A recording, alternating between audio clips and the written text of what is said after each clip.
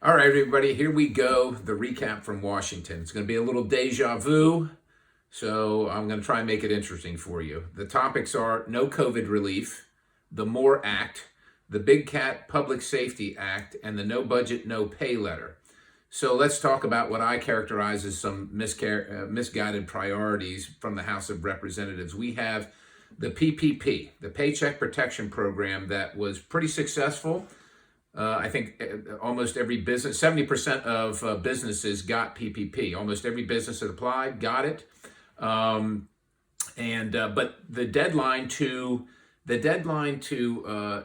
register or to sign up or to request PPP expired.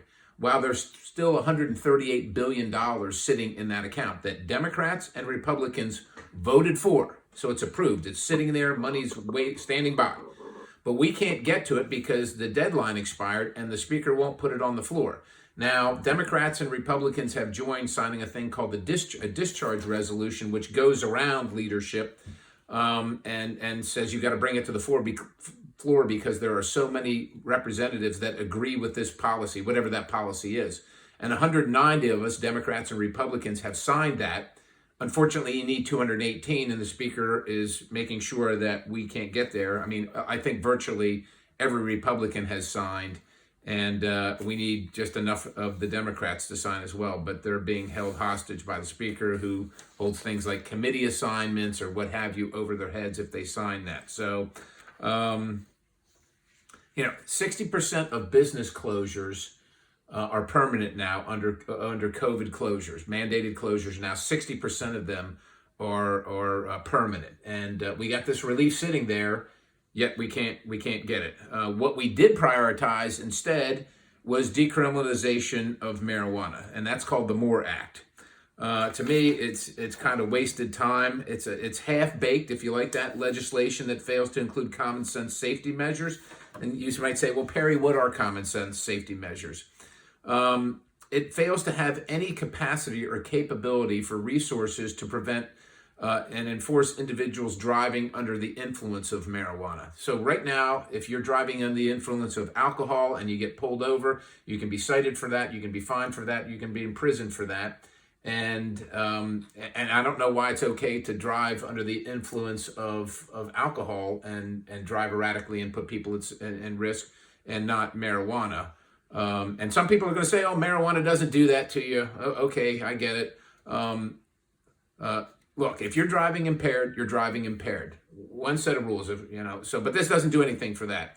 What about employers that have their employee on a forklift or up on a roof, who have no ability to determine if their employees are under the influence of THC and marijuana, and then somebody falls off the roof, and then OSHA shows up, and the employer is liable. They can do nothing about this. This is a Kamala Harris bill coming out of the Senate. The House passed it. I voted no. I think it's ridiculous, especially in the face of everything that we're dealing with right now. Like, this is a priority. And then the other priority is the Big Cat Public Safety Act.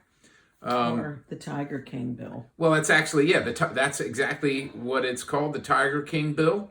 Would prevent private ownership of big cats such as tigers, lions, leopards, cheetahs, etc. Now, I don't have any need or interest in owning one of these big cats, but I will tell you, just the question is this the federal government's job? States already do this, and it is the state's job, and there's no reason for another unfunded mandate, because this comes at cost by the federal government. So the federal government issues the edict, and then states have to deal with it. This is the job of the states. This is not the job of the federal government. I'm not even saying it shouldn't be done. I'm just saying who's doing it. It shouldn't be us. So I voted no on that. Again, you take an oath to uphold, defend the Constitution. And the Constitution doesn't say the federal government rules every bit of our lives. It reserves for the states those things that are reserved to the states. And regulations in this regard are reserved to the states. All right, and then the no budget, no pay letter. I joined the bipartisan, bicameral, so both the House and the Senate offered a letter to congressional leadership requesting that the no budget, no pay provision be included in any budget negotiation. So right now they're negotiating the budget for the next year. We'll talk about that a little further. But when the budget expires and there's a shutdown, by constitution, by law, the legislators keep being paid. And so it just seems to me, if you can't get the number one job, the number one priority of your job accomplished, then you can't be paid, right? You're not doing your job.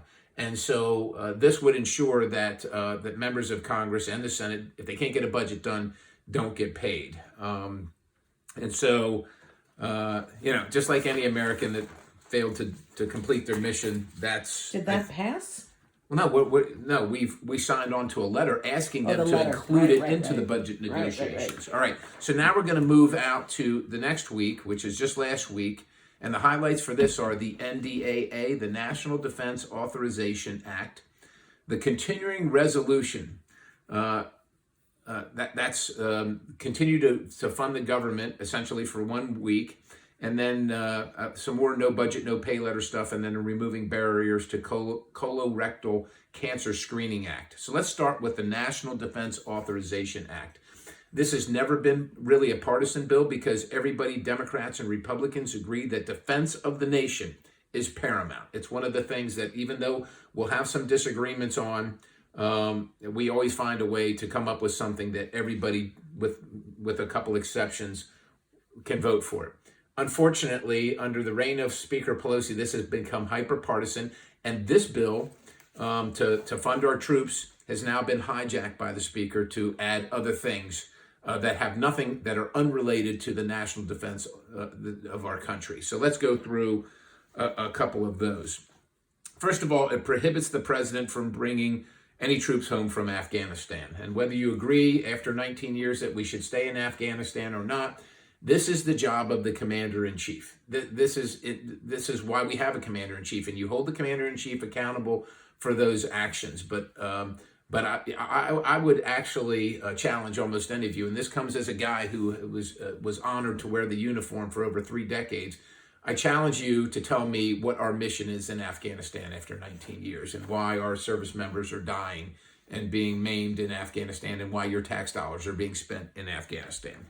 It also denies the president his commander-in-chief role to move units around the globe, especially the ones in Europe and in the Far East. And so, in particular, the president, I think, would like to move some units closer to the fight in Poland and out of Germany. Germany continues to fail to live up to its obligations, and we actually need more troops in Germany with Russia and their rhetorical saber rattling in the Baltic states and Poland. But this doesn't allow him to do this. Like somehow Congress has a clue. Quite honestly, this is the role of the commander-in-chief, and they're just simply taking it away from them. If it weren't so bad, it's just almost simply unconstitutional. This is the role of commander-in-chief, and the legislature's taking it away from them. There's plenty of other things we could take from the executive branch, but can that happen no matter who the president is now? Yeah, that's exactly right. Yeah, I mean, I disagree with the president's actions on many occasions, whether it's this president or another president, but that's his role. It limits the ability of the president to address threats on our borders. That's the president's job, how he does it. And we can disagree or agree, but that's why we have elections. And finally, it busts right through the budget caps. The military, the leadership in the military has said that one of the threats that we face is the fact that our debt and deficit is off the charts, and that's why we have limits. This just ignores the limits and puts us further in deficit and further in debt. This is what's characterized as must-pass legislation. You must pass it to defend the nation. So they loaded it up like they do all these other bills with things that are irrelevant. Let me give you another one. The Corporate Transparency Act. It requires businesses with 20 or fewer employees to report to the Treasury. Ladies and gentlemen, that's what we need, is another list for government of every single business in the country, under penalty of law and under penalty of imprisonment and fines for not filling out some paperwork and send it to the federal government. Oh, by the way, while a pandemic's occurring, and oh, by the way, while businesses are being shut down, this is what they got to worry about. And even if you don't fill out the paperwork and send it to the government by accident, imprisonment and fines. That's really helpful. And finally, just one of the parts that I found very difficult to reconcile is the fact that we're not going to promote in the military now based on your ability to perform your job, right?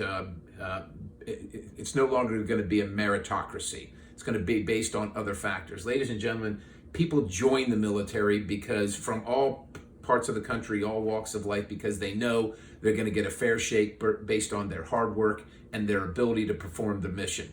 That's all going to be taken out now, and I think that is really, really toxic for the military. So I voted no on that. And then the continuing resolution vote, and we'll talk about no budget, no pay again. We did a continuing resolution so the government doesn't shut down for 1 week so that they can continue the negotiations. So let's talk about who they are and the negotiations. And this is why we want the No Budget, No Pay Act included in there. They are the legislative leaders, so it'll be the Speaker and the Budget Chairman in the House, and the leader in the Senate, Mitch McConnell, and I imagine his Budget and Finance Chairman in the Senate, and then all the rest is staff. There'll be I won't be in the room.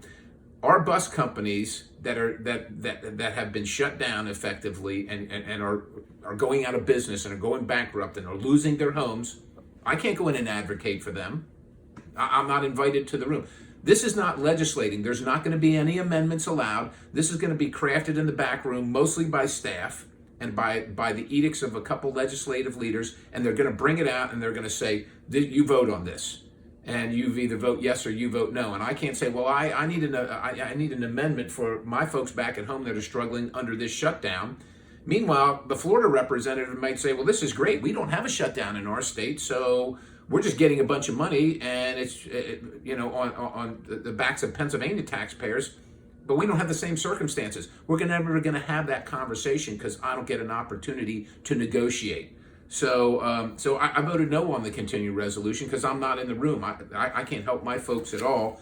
And so far, it does include the No Budget, No Pay Act, which means if we don't get it done, we're going to continue to get paid. Now, I will forego my paycheck, but this should be a requirement for all of us. This isn't legislating at all. So let me get to something that's not as frustrating. They're removing barriers to colorectal screening Cancer Screening Act. It's a bill that I have sponsored over and over again. It finally moved through the House. So this is what happens. If you're on Medicare and you're getting a colorectal cancer screening, they will pay for the screening. Medicare will pay for the screening. If they find something while they're screening and take care of it, you get a surprise bill that you didn't expect. And now you have to pay for that. Medicare won't pay for that. Well, that's why you're doing the screening. So if we find something and we can fix it right then, we want to fix it. And that's the most cost-effective way to do it. But this requires legislation. So hopefully this will go to the Senate, get a presidential signature. So if you're getting a screening and you find a polyp, you can have it addressed right there and Medicare pays for it, as opposed to sending you a bill after the fact, not for the screening, but for the polyp removal. And so at least Democrats and Republicans agreed on that. We moved that through the House, and I'm happy to report that. So that's what's going on. We got another week in D.C. coming up.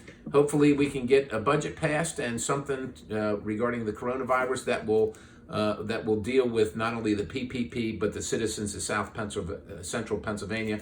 I don't know. I'll see what comes out because, again, I'm not in the room. So we'll see what they come up with, and then I'll vote yes or no, and I'll let you know. Thank you.